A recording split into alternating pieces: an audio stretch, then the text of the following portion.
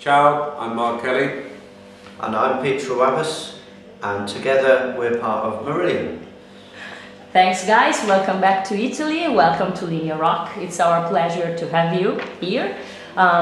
So you're back to Milan, and you always had a very special feeling with Italy and the Italian fans. And this time you came in Milan to play 2 shows in a row. 2 different set lists, so it's a kind of special moment for Marillion and Marillion fans. Can you tell us more about it and how this idea came about? You're doing it the whole tour, or is it special for Italy? It's something that we developed out of the Marillion weekends that we've been doing for a number of years, because we would play Friday, Saturday and Sunday, and we would do 3 different shows, and we decided that if we could play 2 nights in a row in some cities, and we've done it in a few others.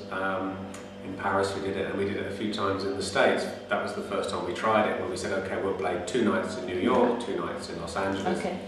So we thought, okay, Milan would be a good place to do that too. So this is why we're here for 2 nights, and yeah, the sets are going to be quite different, but we're still going to play the same new songs because we think, because it's been so long since we've been here as well. Yeah, and also, you know, there's quite a few people who will buy tickets for 1 show, so they will want to hear the new music as well. So, but it's been very successful so far. People have enjoyed the fact that we're doing more than 1 show in each city. So. And you have also special price, you know, if somebody is buying both nights, right?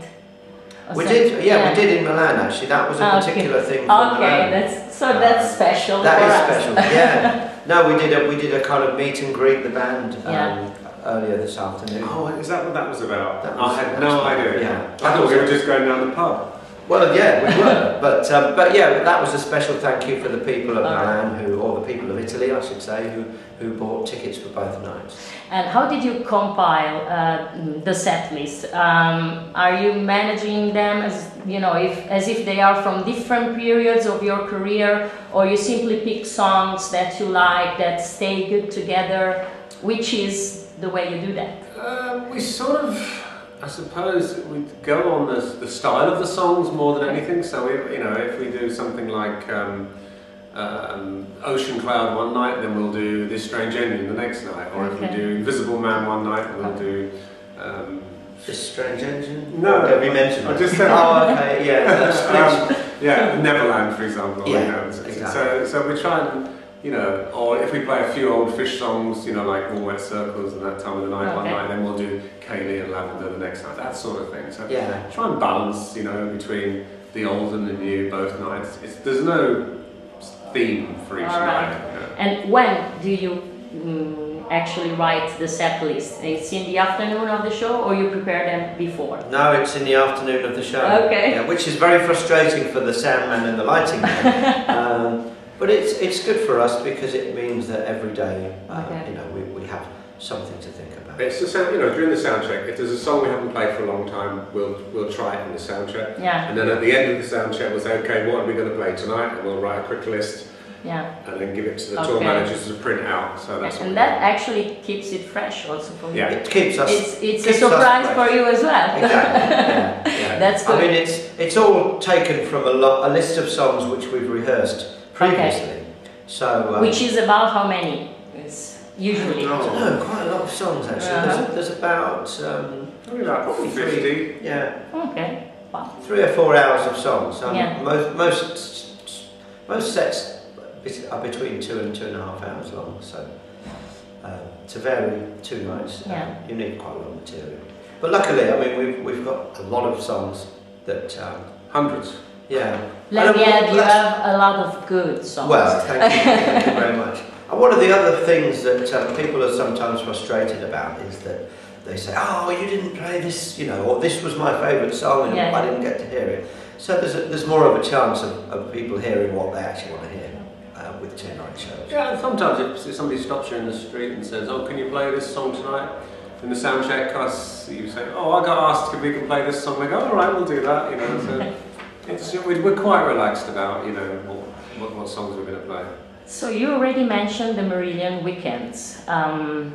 which have been, you know, it's an idea that came out like 10 years ago or something like that? 2002 was the first one. Yeah. Okay, who had the idea for that? And I mean, what people can expect that never been there, you know, well, what actually, they can expect from that? It was the band the Stranglers. You heard of the Stranglers? Yes. Well, they did it first. All right. And their manager, a chap called Sir Wilcox, he helped us do our very first one because we said, oh, that's a good idea, we'll do that. And he helped us organise it, and then after that we did it all ourselves each time. But okay. So we sort of got it from them, really.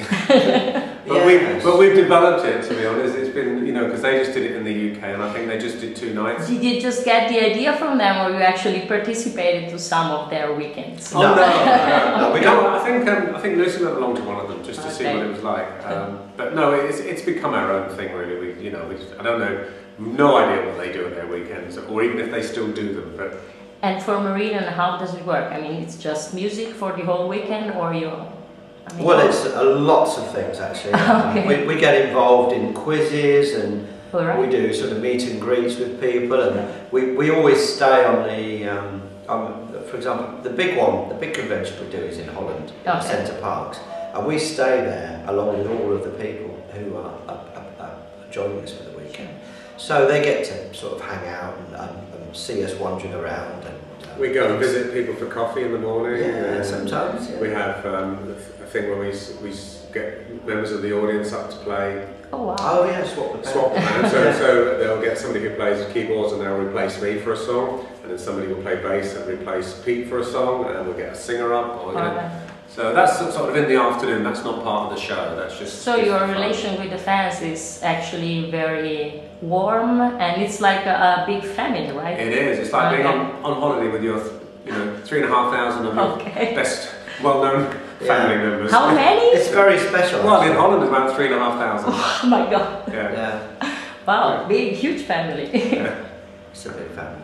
Yeah, but it's fantastic. And we're very lucky to be in that situation. Yeah. To be and it's developed. We started off just in the UK, and now we do Holland and Montreal and the UK. All right. Okay. So in your latest album, Sounds That Can Be Made, which is actually the 17th. Yes. Are you superstitious? No. Is 17 a lucky number? Well, in Italy, no, so that's why I was asking. Okay. No. In that album, there's one of the most political songs that Marillion have ever recorded since the 80s. Talking about Gaza.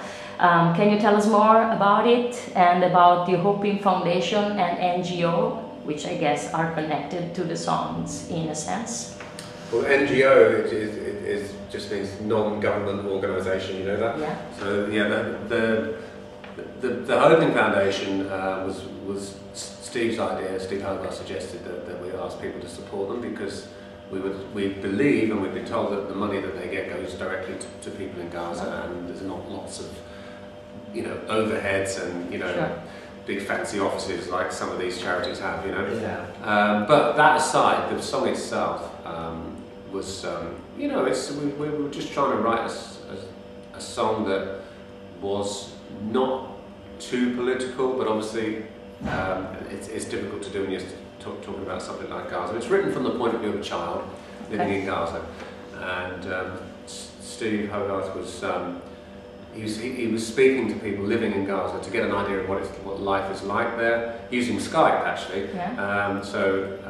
Hopefully what he's written is true and realistic, and not just some guy in England sitting down and go, oh, I know what it's like, Exactly. He actually wanted to go there, but he was advised by people there that he shouldn't, because he might be able to get in, but it might be difficult to get back out again. It could take months, and so we thought, well, we can't really have you going to Gaza for 3 months. But we've had some criticism from some Israeli fans and some American fans that obviously are supportive of Israel. What can we say? That's just how it is, really.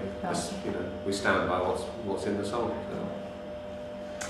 And parts of the album were recorded at Peter Gabriel's studio, Real World.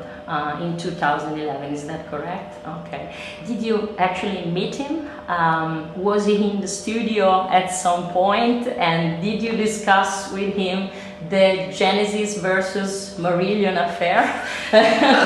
No. No to all of those questions. No to all of those questions. No, I think he, although it's his studio, he doesn't hang around, wait, to sort of get in the way and make people feel like, oh, Peter Gabriel, no, I don't think he spends that much time there these days. Okay.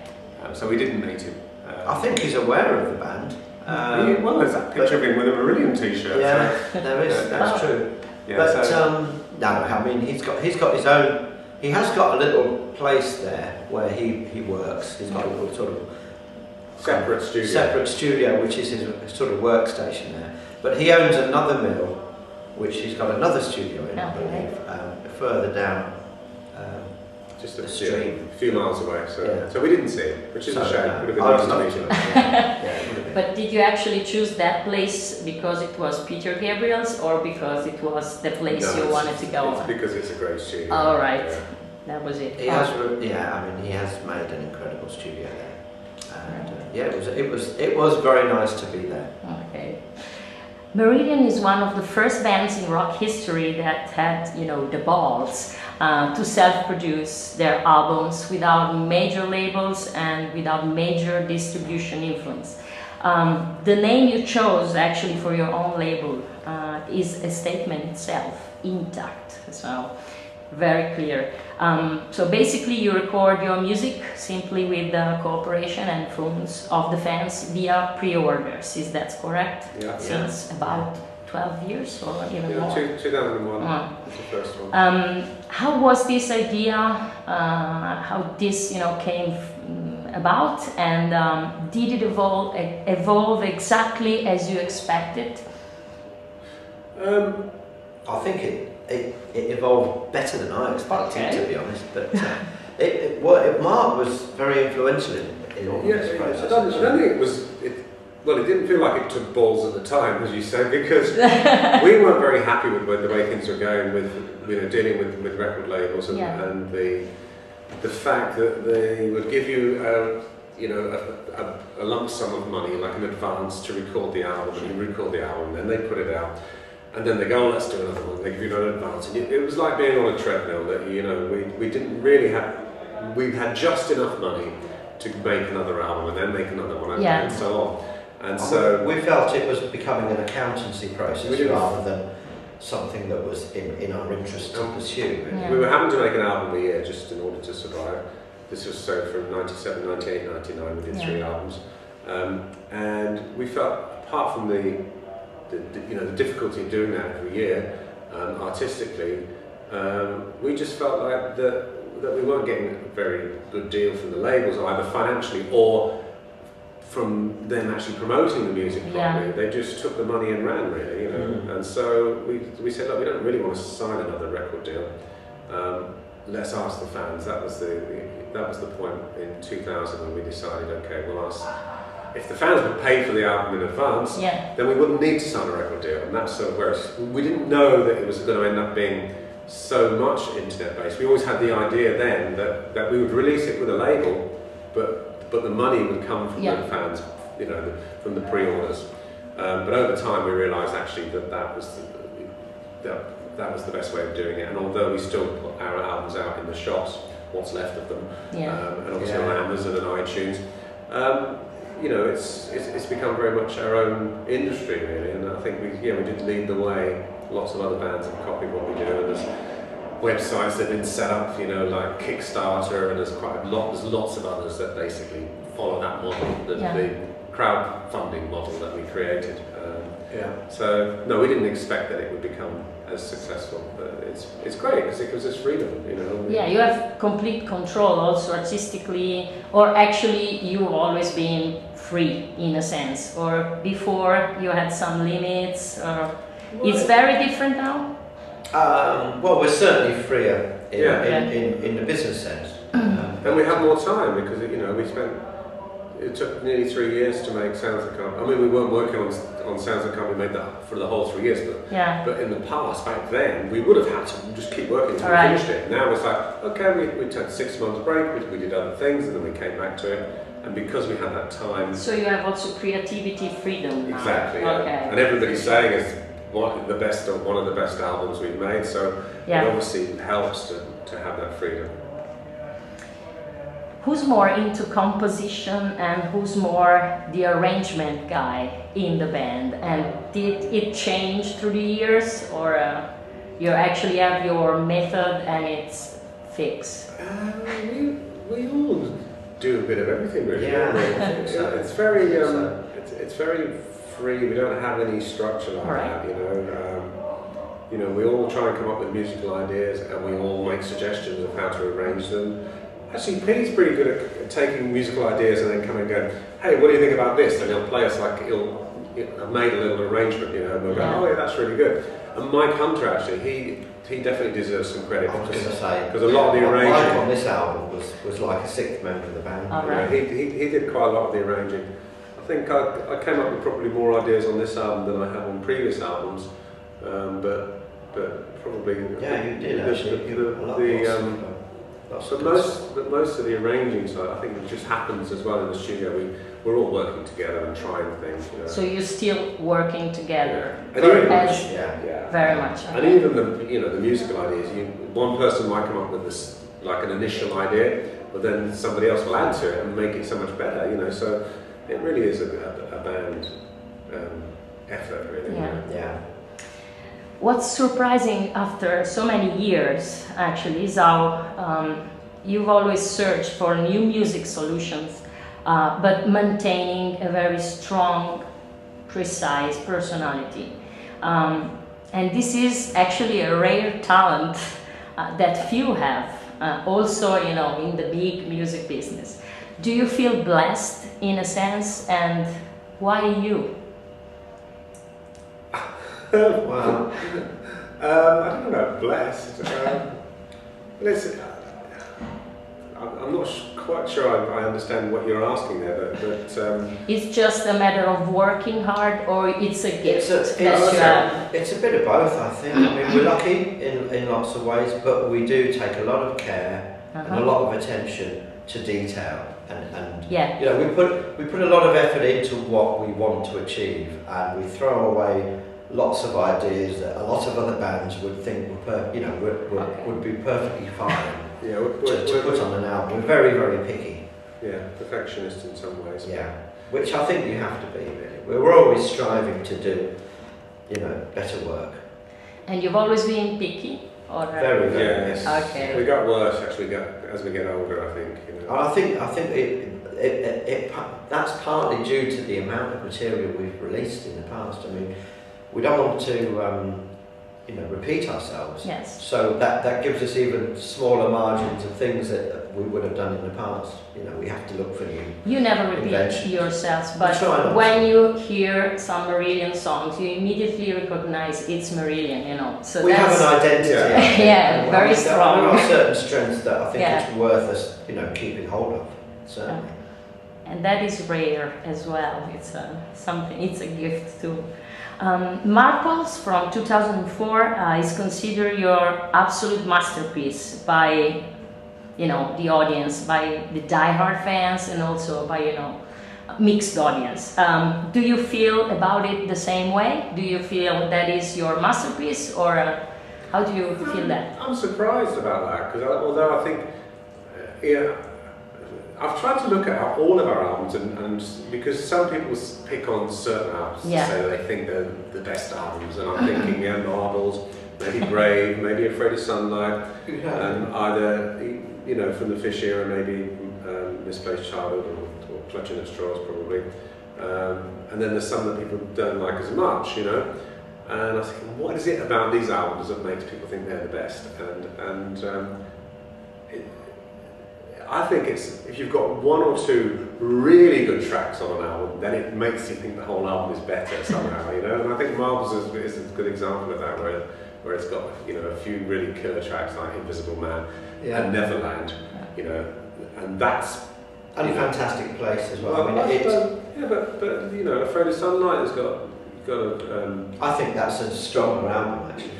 Yeah, Marbles. See, Marbles, because it's a double album. I think there's a few weaker tracks on there that aren't quite as good. You know.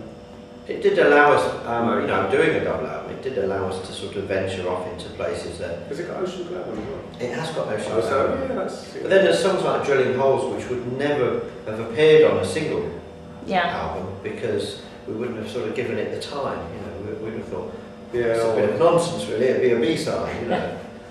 But on a double album, it's hard to say. Okay. It's very hard. But we can consider Marbles the misplaced childhood of the H era, or actually, you know, misplaced childhood, the Marbles of the Fish era. It's too early to say, but I think a lot of people have said to us, "Oh, this new album is as good as Marbles, or it's the best album you've done since Marbles, or it's the best album you've done ever." And that's always hard to know. Okay. Give it a few years, and then we'll look back and we'll see which is better. You know? Okay. Yeah. Okay. Absolutely. Time will tell, as they say. So going back to your strong fan base worldwide and your special relation with them, how about those Christmas CDs, which are very special? Are they? And sometimes. Okay. I'm not sure this Christmas was as special. How this idea came about, and how do you actually choose the songs that go on? It's just a bit of fun, really, just a little, because it's free and it's just a little thank you. I mean, the Beatles used to do like a fan club record, you know, like a little floppy record. Yeah, I've got a couple of them actually. All right. And it's all, you know, we just thought it would just be nice to do something, and so, you know, we just recorded some Christmas songs some years, or put some rare things out of the years. It's just turned into a bit of a tradition, really. All right. You know, it gets to September or October, and Lucy says, "Oh, we need to think about doing a Christmas CD. What are we going to do this year?" Yeah, exactly. So, and it's a thank you for the support from the fans. Right. And I have no idea what people think of them, because nobody ever mentions it. Really? Nobody ever says, "Oh, we really like that," or "That was really terrible." I think one or two of them are quite good. You know, looking back, how good they are and the quality control is really down to how much time we have actually. Yeah, sometimes this year we've been so busy that we didn't really get a lot of time to think about it. Wow. Other years we've had more time in the studio, so we can knock a Christmas song together. You know. And, next year we should have time to do. Exactly. Sometimes we even write a new Christmas message. Okay. And which are your best memories of the early days that you still keep precious? Early days. Long time ago. I think playing with Queen was a big thing. Wow. You know, which happened like in '86. I mean, it was that was amazing. I thought the recording Misplaced Childhood when we went to Berlin was lots of fun as well. That was, yeah. We did have some. We've had some great times. I mean, you know, then and since then. You know, okay. The early days when Steve was in the band, we went to South America for the first time and spent a week in Rio. That was great fun. And, you know, we have had some good times. We've been very lucky. We have been very lucky. And which of the early classics do you feel that still represents Marillion the most? You mean the Fish? Very first albums, like first 4 albums? Yeah. 5 albums, okay. Well, I suppose songs like Garden Party and Warm Wet Circles. And I was going to say Warm Wet Circles, that's a good representation. Mm-hmm. Yeah, and of course Kaylee, because it was our biggest song. You know. Yeah. Lavender, actually, Lavender's good. So Kaylee still gives you chills when you play it? No. Gives other people chills. Yeah, I know. That's why I was asking. It's fun to play some of the old stuff, but it's, you know, it's been, if we don't do it too often, that's the thing. Right. Just now and then, it's nice, you know. So you try to keep it fresh as well. It's Yeah. not We like, oh, we have to play Kaylee We've again. never done that. We've sort of tried to stay away, in fact, from just being one of those bands that is still going because they play the old songs, you know. Yeah. So, for years we didn't play Kaylee at all. No. But you know, now it feels like. But you played that last night. You played. We didn't play Kaylee, we played Walnut Circles. Ah, okay. Yeah. So I had the wrong. We have played Kaylee in Paris, tour. I think. I think we played it in Lyon as well. So yeah, we do it now. Not last night. That is one of those songs that everybody, you know, would like to write at some point. But when you have a hit like that, maybe it's difficult to manage because maybe it's gonna be too much. We just wanted to make sure that the band moved on from that and didn't just keep going because of it, really. If you have to describe H and fish in just one word each, which one would you pick? Singer. For both. That's for both. Okay. It's very diplomatic. Do you want to add something, Pete? Yeah. Well, they're complete opposites, really, in a lot of ways. Okay. Right. Thank you very much. Okay. So, very last question for Pete. What about transatlantic? Do you have any plans? We do have some very plans. soon. Okay. We have a recording session penciled in late May this year. So, if everybody still has the time free, we will record some new material. Woohoo! Are you doing any No, I'm not. I'm going to be working with Andy. Yeah, I was going to say, Matt was here. We've got to write. We haven't written anything yet, so we have to write it first. How is it different for you when you work outside Marillion at Sun Music and with Marillion? Do you approach it differently? It's like coming back home when you go back with Marillion. How does it feel? I think I mean, the reason why I do other things is just to have another outlet, really. Okay. And to, you know, with certain things that I do, I can be more creative. With Marillion, you know, it's very much the five of us doing everything together, which is great. But sometimes it can be a bit frustrating because you have an idea and you just want it to be your idea. Okay. Thanks very much, guys, for your time. I hope to have you back to Italy soon because it's always a pleasure. Yes, we'd love to. Thanks very much.